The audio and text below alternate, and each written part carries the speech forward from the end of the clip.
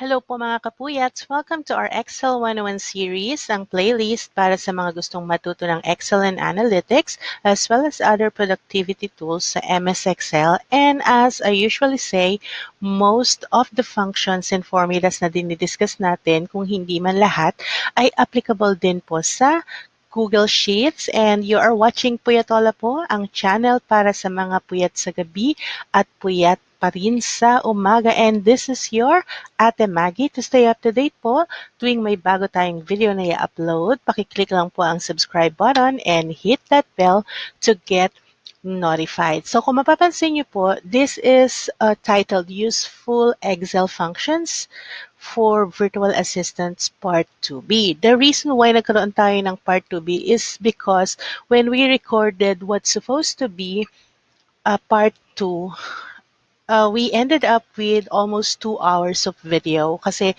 talagang binibreakdown ko po ng mabuti yung formula at ine-explain ko po isa-isa para mas maintindihan po natin kung bakit tayo nag-arrive sa ganong mga information within the formula. So we have to split them into Part 2A and Part 2B. So yung Part 2A na upload na natin and this is the Part 2B.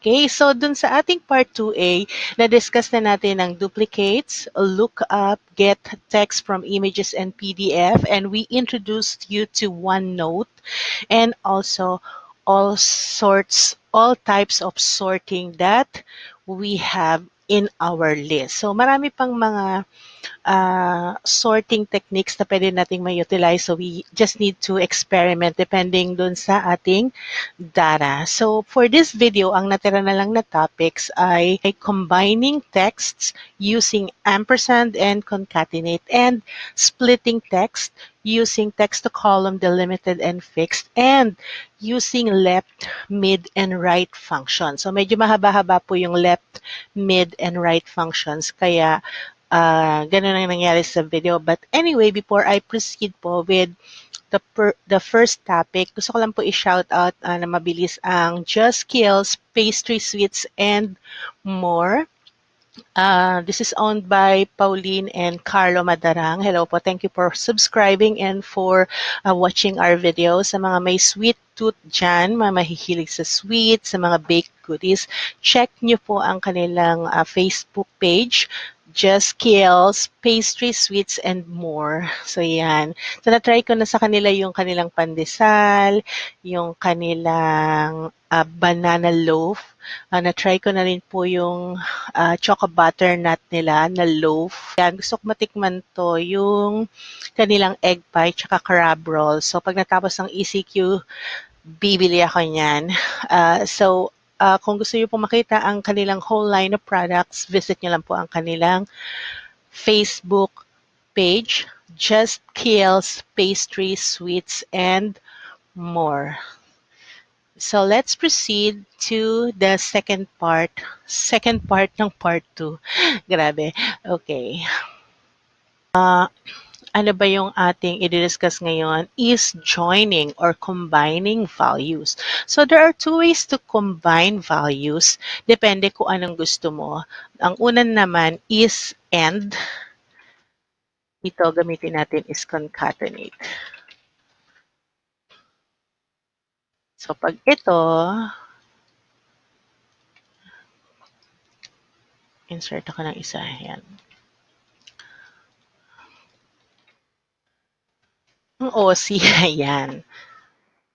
So si and, ang ibig lang sabihin niya kay Excel is pagsamahin mo ko. So equal, so kung gusto natin halimbawa Sandra Fernandez, first name and then last name. So equals first name and, syempre lalagyan mo ng space, di ba? So open parenthesis, space, close parenthesis, close quotation pala. Open quotation and then space and then close quotation and then, dapat wala na ako ditong comma. Click mo ulit si and then Fernandez. So, first name and a space and the last name. So, ayan na siya. So, kung gusto mo naman last name, comma, and then first name, ang gagawin mo equals last name and, open quotation, comma, and then a space. Syempre, after ng comma ng last name, may space yan, di ba? And then close, quotation mark, and then the end sign, and then first name. Enter. Okay, so first name first, and then last name first. So that's how you use end. Concatenate naman, dito ko nalilito, nalalagyan ko ng comma yung kanina. So, dito talaga si comma gamitin. Equals, concatenate. So, bibigyan kanya na ng idea na ito ba'y kailangan mo. So, double click mo na, concatenate, and then it will open a parenthesis for you to identify ano-ano mga text ang pagsasamahin mo. Eto, tapos gusto mo may comma.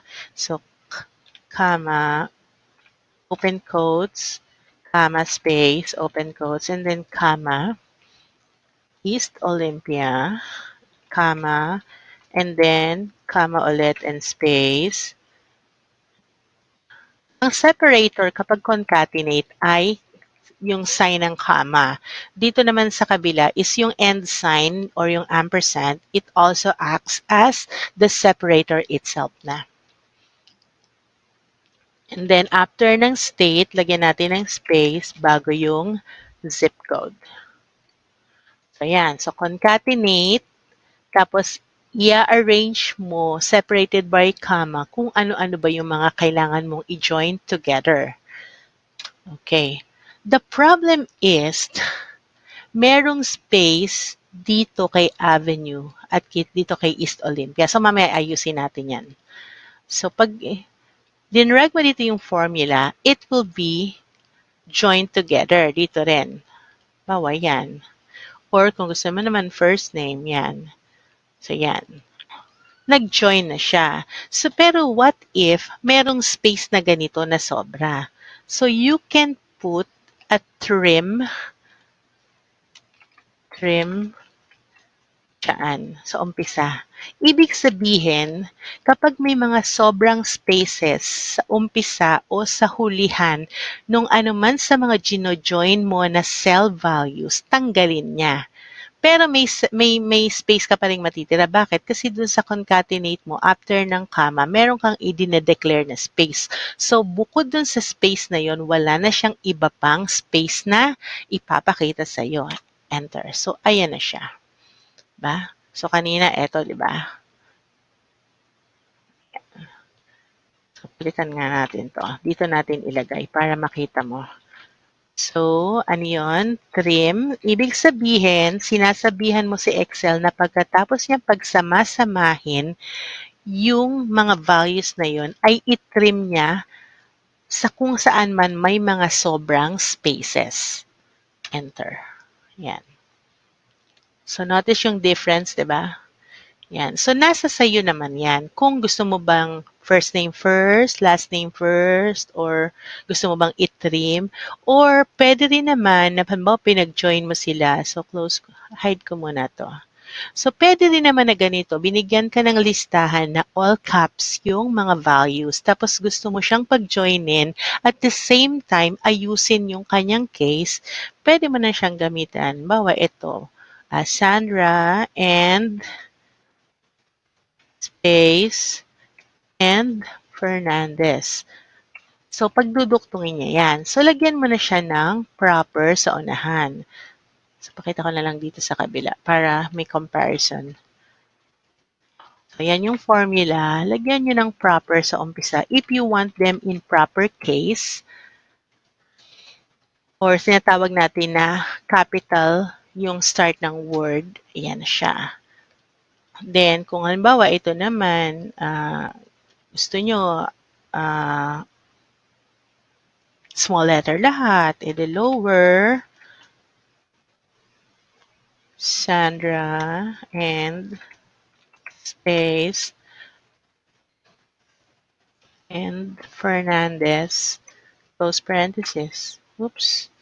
Bakit? Lower. Kasi ito. Ang kulit ko, di ba? Naglalagay ako ng comma. So, guys, walang comma kapag ang ginagamit nyo is ampersand. Sa concatenate siya. Sorry, force of habit. Yan. So, So, Sandra Fernandez. Yan. So, lower L2 and space and K2. So, cocombine niya to at the same time, i-convert niya into lowercase. So, that's how you do multiple. So, pwede naman habang tinitrim mo na dito sa trim, o, nilagay mo upper, and then close parenthesis, ba? So, ang ginawa mo dito, kinombine mo na siya together, tinrim mo pa para mawala yung extra space at kinonvert mo pa sa uppercase lahat.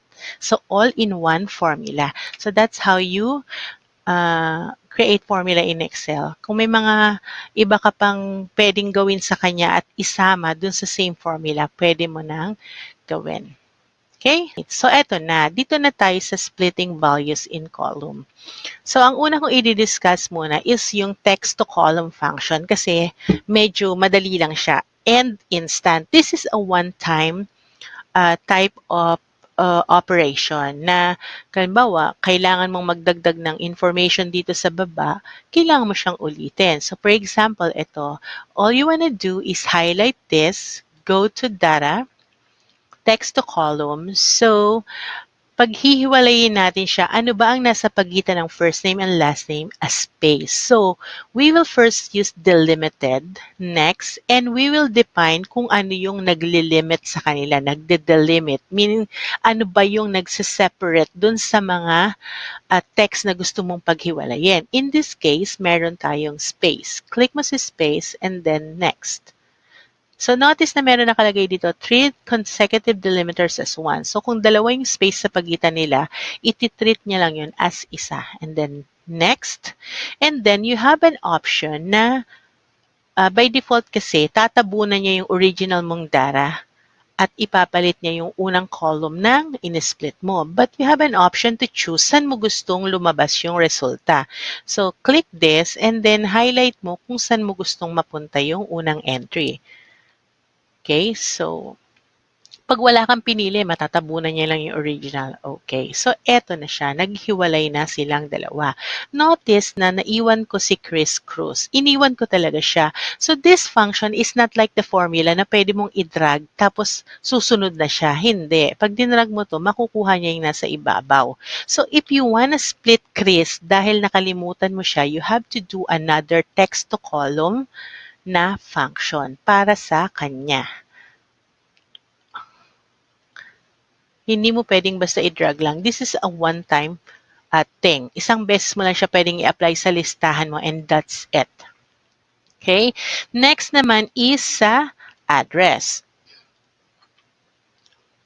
So, highlight natin yung address. So, after ng street name, after ng street address may comma, after ng city may comma, and then state and zip code. So, highlight mo lang siya. Data, text to column, delimited, and then ang delimiter natin this time is a comma. Okay? So, ipapakita niya yan sa'yo kung ano yung magiging resulta. Next.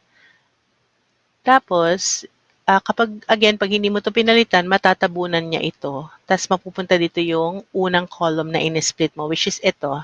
So, you might wanna select this. Kung gusto mong makita pa rin yung original entry, then click Finish. So, the problem dito, guys, is dahil sa pagitan ni state at saka ni zip code ay walang comma, hindi niya pinaghiwalay. But that is not a problem. Pwede ulit nating applyan to ng another text to column, delimited, and then gamitin natin si space. Makikita mo na may space dun sa unahan niya. So, next. So, anong gagawin mo dyan para wala siyang space dun sa unahan ni WA? Do not import column. Kasi kung hindi natin yan gagawin, pakita ko sa inyo, ha? Back. Next. Okay. So, ulitin natin. Text to column, delimited, next, space. So, nakita niyo yung space dyan, di ba? So, pag finish lang natin yan, merong isang column na dedicated lang sa space. Ayan. Okay? So, ang option natin dyan is text to column, delimited, next. space, next, click mo to and then do not import column or skip mo na yan kasi hindi mo naman siya kailangan. And then, select where you want it to go. Finish. Ayan na siya. So, wala yung space na nandito. See, there is a space dito sa WA.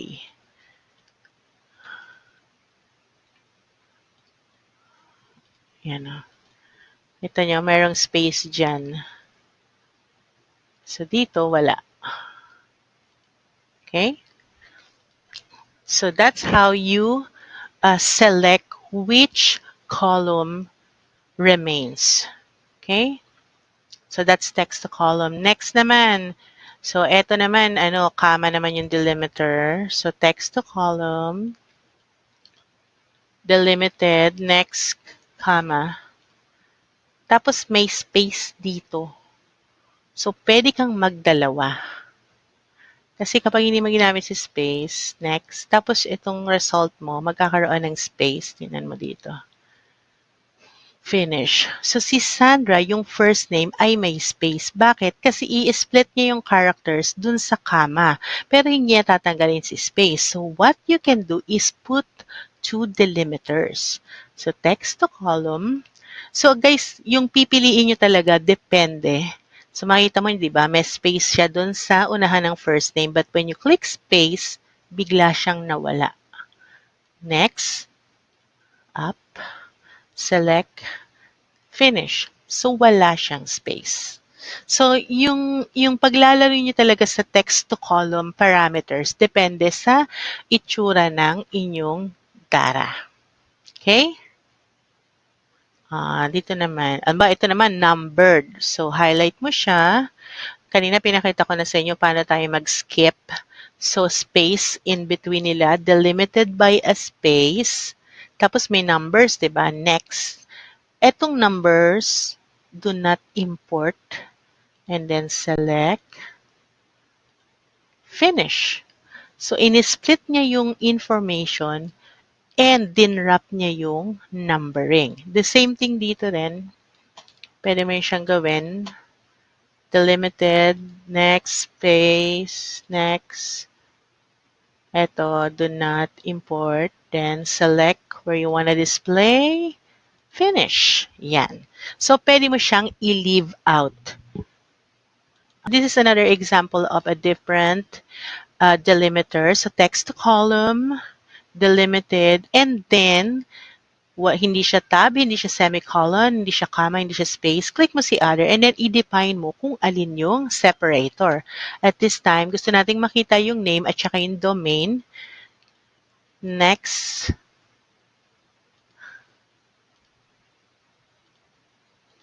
Yan. So, here's the name. Tapos, ang ating delimiter is yung @ and ito yung name. Delimiter is @ and this is the email domain name. You can use this dun sa ating, halimbawa, meron tayong kinaping URL na sobrang mahaba and we want to get the root website. Pwede rin tayo mag-text to column and then delimit it by using /. Yan. So, ayan na siya. So, next, ayoko itong makuha si HTTPS. Ayoko din to. Ito lang gusto ko makuha si general, but this one we can delete later. So, I will define the destination then finish. So, ito, di-delete ko na lang siya. Yan. So, this is our root website name. Okay? Ano pa meron? Oh, so we will now go to the fix. So remember, there are two types of text-to-column function. One is delimited and the other is fixed. So dito sa hire date, it's a year, month, and date. So kung gusto mo lang makuha lahat ng employee mo, ipifilter mo siya based on the year of the hire year. Kung kailan siya na-hire. Magbibigay kayo ng 5-year loyalty award, kinemerot. So, text to column, fixed with. Ibig sabihin ng fixed with, fix lang kung saan mo lang siya hahatiin. So, pwede mo yung ilagay dito. Halimbawa, by year. The next year. Finish. So, pwede mo na siya ngayong isort. Year, month, date. So, pwede mo na siya ngayon isort by year. Sort smallest to largest. Yan. O, diba? 2009 hanggang 2020.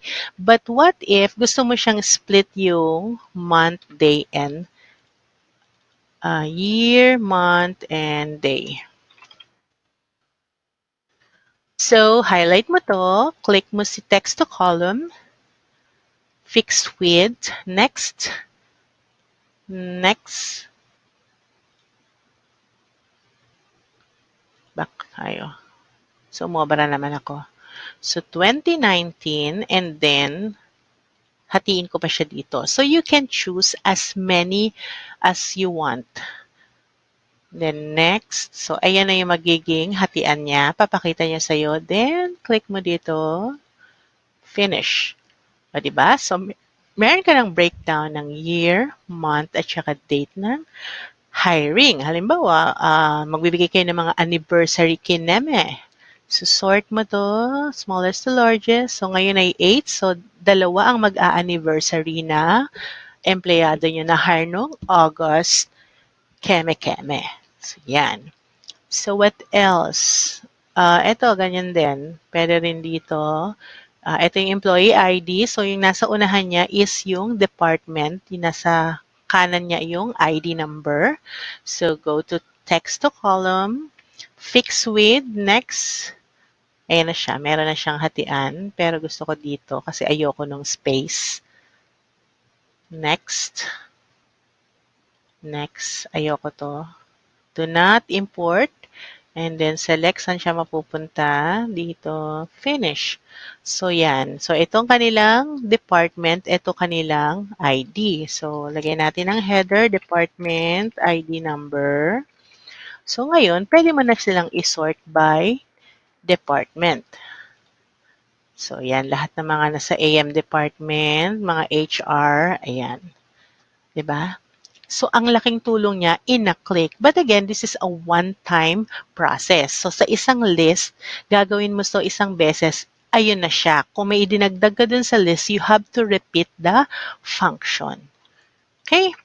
Now, punta naman tayo dun sa dynamic. Kasi ito, kapag kagaya kanina, pag may yung naiwan natin, di ba? Hindi mo pwedeng i-drag lang yung formula. Or, halimbawa, pinalitan ko yung function dito. Halimbawa, 2020-0120. Deadma lang siya rito. Kasi, hindi siya dynamic. Kung ano lang yung original value na nandito, yun lang siya and that's it. Wala nang gagawin pang iba. Kasi ang dali lang niya, di ba? So, pero unlimited, pwede mo naman siyang ulit-ulitin. So, kung nag-iiba-iba yung employee name or yung value dun sa cell na gusto mong split, pwede natin gamitin si left, mid, and right function. So, yan. Medyo madugo ito guys, kaya ako siya hinuli. So, kung fixed lang yung formatting ng iyong mga values, kagaya nito po, number, pwede mong gamitin yung simple formula. So, equals left, si text at kung ilang characters ang gusto mo. So, 1, 2, 3, 4, 5, 5 ang gusto kong kunin kasi yung area code ang gusto ko. So, sa middle naman, so yan. Ang formula niya is left. Sa left nitong cell A2, ilang characters from the left ang kailangan mo? 5. So, yan ang ibibigay niya sa'yo. Sa middle naman, equals mid. Tapos, A2, sasabihin mo sa kanya yung start number. Saan ako magsisimula? So, pang 7. Bakit? Kasi 5 yung area code, may pang-6 yung space, pang 7 pa lang si 2. So, sa 7 ka magsisimula, then sasabihin mo sa kanya number of characters na gusto mong makuha. So, kailangan ko lang naman 3. So, nakuha niya si 261. Again, mid, saan mo siya kukuhanin, anong position ka magsisimulang kumuha, at ilang characters ang kailangan mo. Yan lang siya. Sa right naman, equals right, text and the number of characters. So, parehas lang siya ni left. I-define mo lang ilan ang kailangan mo. Kailangan ko ng 4. So, ayan na siya. So, kung ito ay papalitan ko, so, i-highlight ko na siya, no? Kung ito ay papalitan ko halimbawa ng ibang number, halimbawa ito, 9999, magbabago din siya because it's a dynamic formula. Okay? So that's how we use left, mid, right. Kung fix yung number ng characters, fix yung positioning niya. Ayan ang gagamitin mo. Halimbawa, date of birth, na may month, yung MMDDYY, ganun. So, alam mo kung ilan yung characters sa kaliwa, sa gitna, at sa kanan na kukuhanin mo. What if mga name naman, tapos dynamic siya? So, it's a little bit complicated but doable. So, anong gagawin natin? So, dito sa left, kailangan mong turuan si Excel kung kailan siya hihinto. So, in this case, pag kinuha natin yung value sa left, hihinto tayo sa space because what separates the first name and the last name ay yung uh, space. Tama, space. So, tuturo mo kay Excel na kuhanin niya yung value sa kaliwa until such time na ma-encounter niya si space and then stop na siya doon. So, paano yan? Equals left. So, saan mo kukuhanin? Dito sa left. Tapos, paano malalaman ni Excel kung kailan siya hihinto? Sa pamamagitan ng find. Anong ipa-find ni Excel? Hahanapin niya yung space. Saan niya hahanapin yung space? Dito sa A17. Sinisiguro niya kung tama ba yung pagkaintindi niya. And then, close parenthesis. Oops. Tingnan nyo guys ha. Dalawa yung opening parenthesis ko, pero isa lang yung closing. So, sinabi sa akin ni Excel na mali ako. So, okay lang yan. So, ginawa niyang dalawa yung parenthesis. Talino niya, di ba? Sandra. So, pero, tingnan nyo. Copy ko to and paste as values. Merong space dun sa dulo ni Sandra. May space. Bakit may space? Ha? Yan. Kasi, ang sabi ng formula na to, kuhanin mo yung mga values sa left ng A17, hanapin mo ngayon si space ni A17 and then stop. Ibig sabihin, isinama niya ngayon sa character, sa bilang si space. So, para matanggal si space, kailangan natin ng -1. Tingnan natin kung may space pa siya. Wala. Ayan, dito may space sa dulo, dito wala.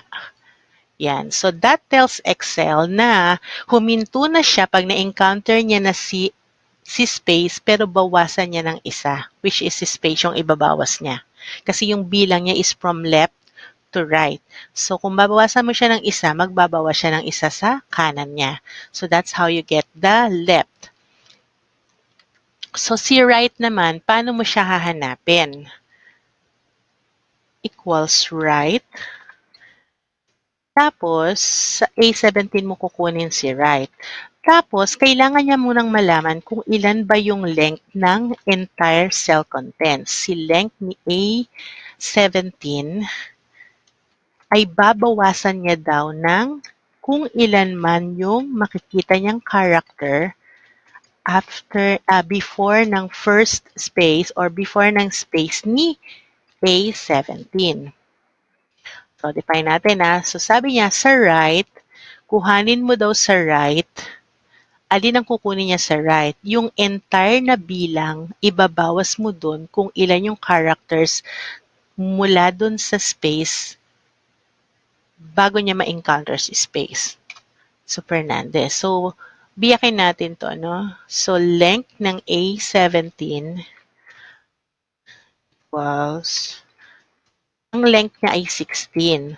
So, sabi niya, bawas mo daw sa 16 kung ilan yung characters nang ma-encounter mo yung space, so ito equals, find space A17, 7. So sabi niya, bawasin mo sa entire length, di ba ito, right. Kuhanin mo daw yung mga values sa right ni A17 kung saan yung entire length ay 16 at bawasin mo sa kanya yung mga characters na makikita mo hanggang may ma-encounter kang space. So, 7. So, 16 minus 7 equals 9. Tingnan natin kung 9 ba si Fernandez. 1, 2, 3, 4, 5, 6, 7, 8, 9. So, ayan ang pag-interpret ng formula na to. So, dito sa kaliwa, sabi, kuhanin lang daw lahat ng value sa kaliwa hanggang ma-encounter ang space minus 1. Ibig sabihin, tanggalin mo yung space na na-encounter mo. Dito sa kanan, sabi, kuhanin mo sa kanan yung mga characters kung saan ang bilang ng entire character ay 16 at ibawas mo lahat ng mga nakita mong characters dun sa part ng space and moving papunta sa left. So that's uh, how you interpret that formula. So dito, kapag nag-imba to, halimbawa, maglagay ka dito ng sandara, mag-a-adjust siya. Tapos nag-adjust na rin, naging 70 na rin yung length niya at 8 na rin yung characters hanggang dun sa space. Tama ba? Bilangin natin. 1, 2, 3, 4, 5, 6, 7, 8. 8 characters yung nandoon sa space going to the left. So, halimbawa, palitan na lang natin to ng Fernan. So, Fernan na lang siya. Naging 14 na lang yung characters, pero 8 pa rin yung characters from the space going to the left. Kasi yung last name lang naman yung pinalitan natin. Paano naman kung yung information niya na paghihiwalayin ay 3? So, there are 2 spaces within the cell na kailangan pagdaanan ni Excel para ma-identify niya kung ano yung mga kukuhanin niya na values. So, this is a little bit more complicated pero kayang-kaya natin naman siya, guys. So, una, i-copy na lang natin yung formula. Dun sa pagkuha ng left value, it's gonna be basically the same dun sa dalawahan lang kasi we will only need to take into consideration naman yung unang space na mai-encounter. Deadma yan sa anything after the first space. So, pwede natin itong copy and then paste natin dito. So, tama, A17 din. Enter. So, ayun pa rin siya. So, the complication starts dun sa middle at saka sa right. But, explain natin dahan-dahang biglaan. Okay? So, dito sa mid-value, dalawang iti-take consideration natin. Una, saan ba siya mag-start na kumuha ng character? Siyempre, mag-start siya pag na-encounter niya na yung first space. Dito, after ng Dale. And then, kailangan i-define mo rin saan siya mag-start, mag-stop ng pagkuha ng character, which is the second space. So, how do we do that? Equals mid, syempre, dahil mid yung function natin, di ba? Middle ni ano ang hinahanap natin? Ni A17. Then, kailangan muna mahanap natin yung unang space because yun ang gagawin niya. Dun siya magre-reference sa pagkuha ng ating middle value. Dun siya magsisimula. Okay? So, eto ang formula natin para mahanap natin yung first space. Find natin sino si space. Saan nahanapin si space? Dito kay A17 plus 1. Bakit? Kasi pag nahanap na ni Excel yung space, doon na siya mag-start na magbilang. So, masasama sa bilang yung space. So, we wanna add plus 1. Ibig sabihin, after niya ma-encounter sa space, umusod pa siya ng isang character position at dun siya mag-start na magbilang. So, nahanap na natin yung first point of reference, yung space na unang space ni A17 plus 1. So, magbibilang siya ngayon. Pag na-encounter na niya yung Dale space, doon magbibilang siya sa kay J ng John. Next, you have to define saan siya mag-stop. So, ang sasabihin natin kay Excel is, you have to find the second space, Nino, find yan. Second space, Nino, palagi niyang tinatanong kaninong space ang kailangan mo. So, hahanapin niya yung second space ni A17, pero gagawin niya lang yun, kokopyahin natin ito. Ba't M yan? So, gagawin niya lang, hahanapin niya lang yung second space kapag nahanap niya na itong first space. So, copy ko na lang to kasi yan, wala. Ulit. So, equals middle nino ang kailangan nung makuha ni A17. Tapos, para malaman niya kung saan siya magsisimula, hahanapin niya ngayon yung first na space. First space nino ang kukunin niya ni A17. Tapos mag-add ka ng 1. Bakit ka mag-add ng 1? Kasi ang gagawin ni Excel, once na nakita niya na yung unang space, dito, after ni Dale, mag-start na siyang bumilang. So by putting in +1, you are telling Excel na after mong ma-encounter si first space, umusod ka pa ng isang character position bago ka magbilang. Okay? So alam niya na kung saan siya magsisimula magbilang. Ngayon, sasabihin naman natin sa kanya kung saan siya hihinto. So hihinto siya by finding the second space. Second space nino, ni A17. Pero, ang sabi, gagawin niya lang daw yun kapag nahanap niya na yung unang space ni A17.